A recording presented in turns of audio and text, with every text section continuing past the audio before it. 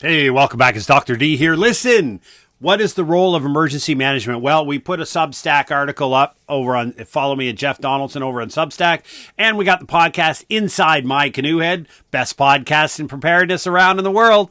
And we got a great episode out there for you on what is the role of emergency management. Because when we look at it, we often have this great gap. Think of it, an expectation gap. We have disasters. We see this all the time in the media, right? Where you have the gap between what people expect the government to deliver and what the government is actually structured to deliver, right? So in a disaster, the government's response may be perfect, exactly as per plan. They executed everything absolutely to the T and they did it right.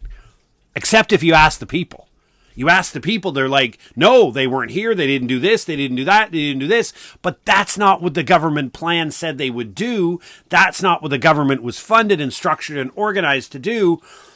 But the people's expectations was something bewilderingly, oftenly different from what the government planned. And so you have this expectation gap to where the people think the government failed, the government thinks they did everything as they were supposed to, and everybody stares at each other, and we don't understand what is the role. Now, we often in Western societies will codify the role of emergency management in legislation, right? We pass laws, we create regulatory frameworks, we put administrative processes under those to make it work. It basically says, hey, this is what emergency management is. This is what it delivers. These are the rules that it follows. These are the rules it works under. And these are the processes, right?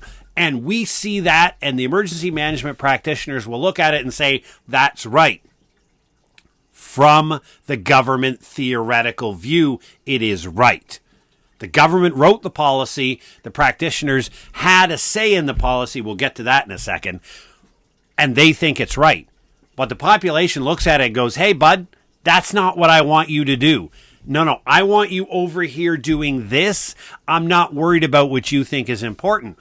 What really happens, though, and we've seen this recently in Canada and the province of Ontario and British Columbia, when they rewrote the provincial or state level laws related to emergency management. What happened? They had stakeholder engagement. We loves these big dog and pony shows that public policy experts and agents go out and they get all kinds of what they call stakeholder engagement. They look to academia. They look to practitioners. They look to a whole slew of people that are somehow within this industry and they ask for input, right?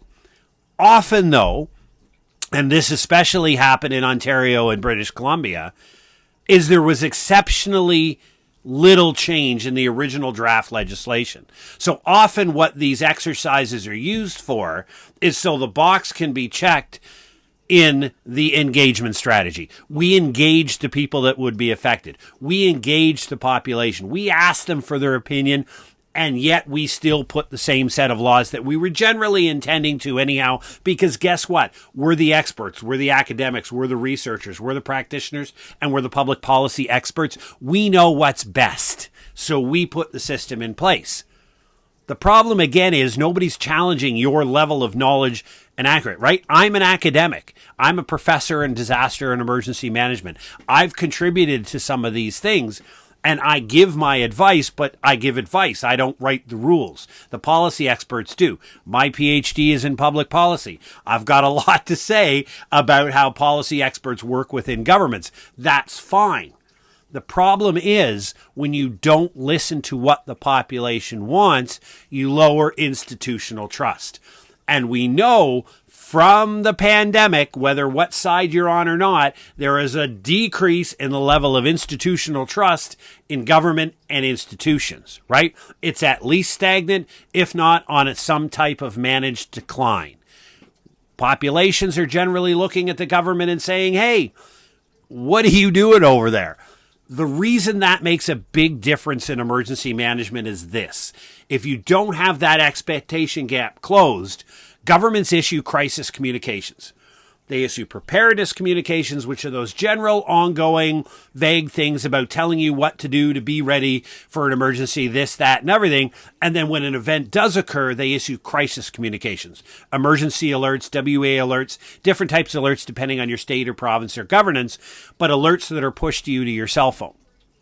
When there is a lack of institutional trust, the research is fairly clear that trust is the most important variable here.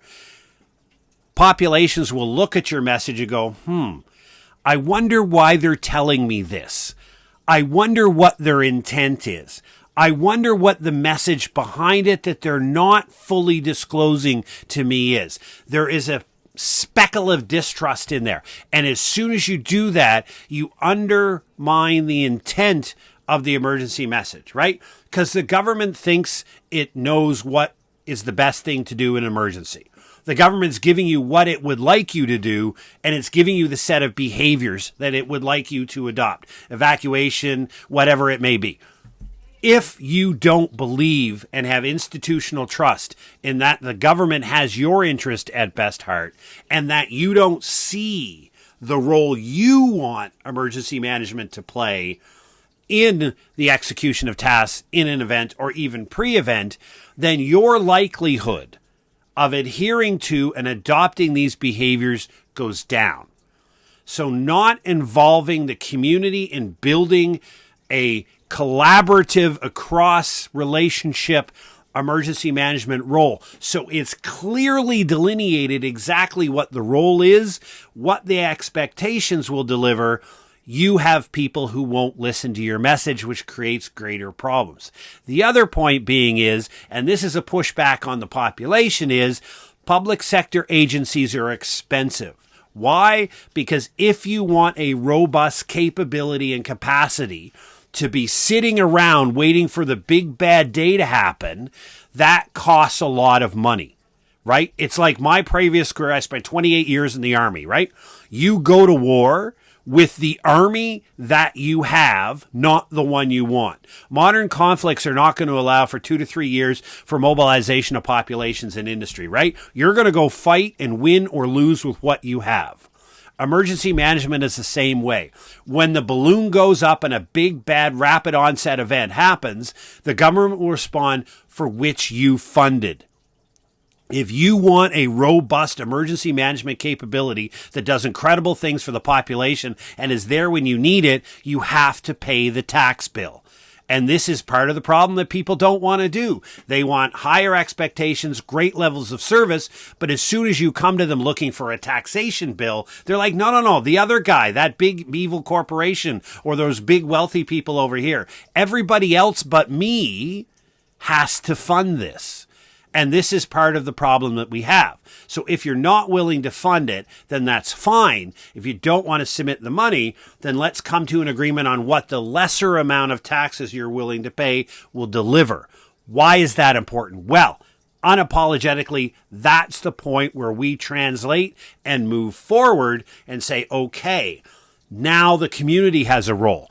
We know what the role of emergency management is from a public sector perspective because we just figured it out. We know what their capability and capacity is, what they can do, and the extent to which they can do it because we funded that package. But we also know where that stop line is, right? We now know exactly the point at which the government will no longer be able to help us and the community is on its own. When we know that line and it's agreed upon and funded line, then we can come over here with all of our community partners, our community organizations, and build that sense of responsibility within the community and get the community itself ready to assume all those additional responsibilities, right? We can do that, but that's a very difficult thing to organize if we have no idea where that public sector starts and ends and what role it's going to fill. If we don't know the gap and we don't agree on the gap, how do we fill it?